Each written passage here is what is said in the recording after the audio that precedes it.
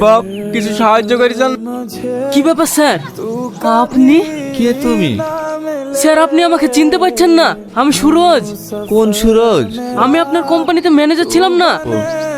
এবার চিনতে পেরেছি। কিন্তু স্যার আমি তো কিছুই বুঝতে পারছি না, আপনি এত বড় কোম্পানির মালিক হয়ে রাস্তায় বসে ভিক্ষা করছেন কেন?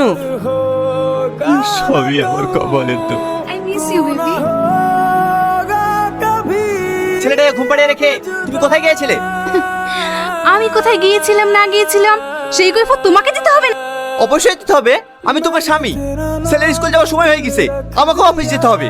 খাবার দাবার না করে তুমি কোথায় যাও না যাও সে কৈফিয়ত আমাকে দিবা না?